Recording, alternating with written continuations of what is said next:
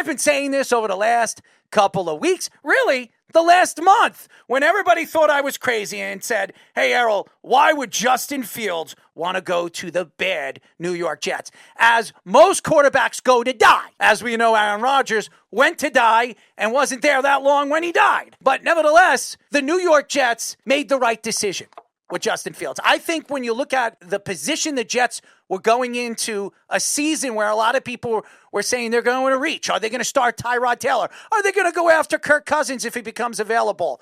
Do they bring Aaron Rodgers back if he doesn't go back on the Pat McAfee show? I mean, there was a lot of what ifs and questions. Do they bring in Jordan Travis? Is he going to be the starter as he comes back from a terrible injury over there at Florida State? There was a lot of what ifs, but I didn't think anything of it because I remember when Aaron Glenn at his press conference for the New York Jets said, buckle up, we're going for a ride. And what did that tell me? Well, the ride was they needed somebody that can run and duck and move. And who is that type of quarterback? And that's the one and only Justin Fields. I love this move. I think this is a great move. First of all, he's a team player. He's not a me player. I know a lot of Pittsburgh Steelers fans wanted Justin Fields to come back. Well, if you wanted him to come back, why were you talking about Aaron Rodgers? Why were you talking about Sam Darnold? Two guys that played for the New York Jets. And usually places or a place where a lot of quarterbacks go to disappear or not be talked about anymore. But I think Justin Fields is a unique individual. I think he can handle New York. The fact that Garrett Wilson is there, the fact that this organization has been chasing after a quarterback, I really believe the year that Justin Fields was drafted, they should have drafted Justin Fields. Now, Zach Wilson, I thought was going to be a good quarterback in this league. I was wrong. One thing that I can say that I was absolutely wrong about was watching this BYU quarterback come into the New York franchise that made so many mistakes over the years, bringing quarterback after quarterback after quarterback through the draft, and then striking out as bad as they did with Zach Wilson, and watching Justin Fields not flourish over there at the Chicago Bears, at Chicago. I look at the fact that Eberflus was coaching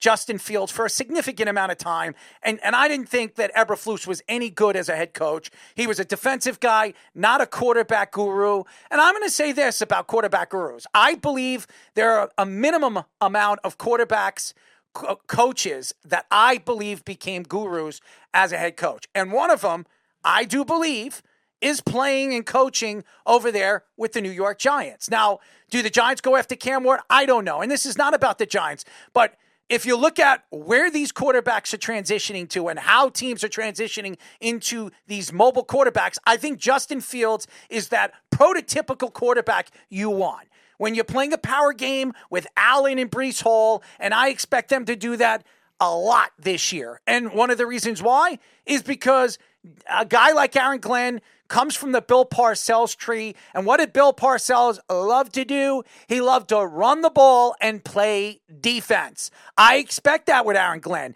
Now, Aaron Glenn comes from the Lions organization that had Jared Goff, who liked to throw the ball, liked to spread out the offense, but they had two power backs in Montgomery and Gibbs. I think that the Jets have a unique tandem, even a three tandem type of running game where a lot of teams can't say that they have.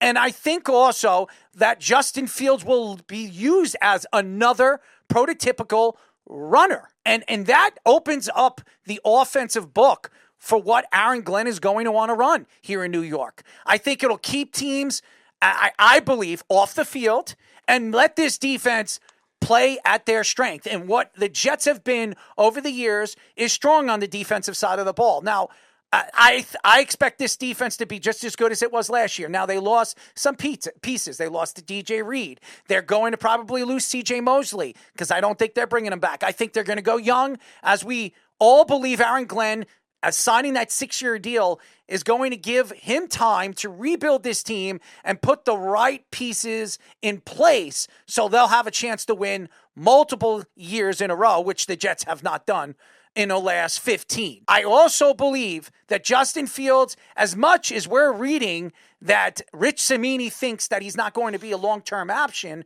how the hell does Rich Cimini know that? If if Justin Fields has a great season this year, he's going to probably expect another extension. And that's what a quarterback's going to get. If he puts up a prototypical good season for Justin Fields is, he gets 3,000 throwing yards, he throws 20 touchdowns, and he runs 10 touchdowns, and he's an elite runner at the quarterback position. If he stays healthy and he does those numbers, how many quarterbacks in the NFL do that? Lamar Jackson? I mean, probably only him is the only one that does those kind of numbers. And I'm not saying Justin Fields needs to be Lamar Jackson for him to keep this Jets job. He's fairly young. He's still a good leader. I've heard the Bears players over there in Chicago did not want to trade him, that they didn't want to bring in a Caleb Williams. They trusted to go into the season, the next season with Eberflus and Justin Fields with DJ Moore getting his extension and some of the picks that they added in that past draft.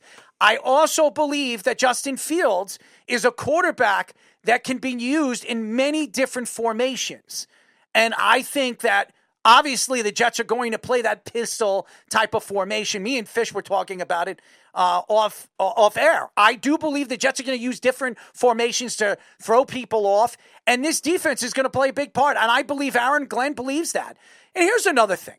Woody Johnson, we haven't heard much of this past couple of weeks, which is a good sign if you're a Jet fan. No Woody is better to keep Woody in the pants, okay? If you keep Woody in the pants and he doesn't, spread cheeks or whatever the hell he does in his spare time, it's a good sign. And that means he's giving Aaron Glenn and Mogi an opportunity to do what they were hired to do, and that's run this organization and figure out where this team is going to be heading with the youth and the opportunity to put the right guys in place to succeed.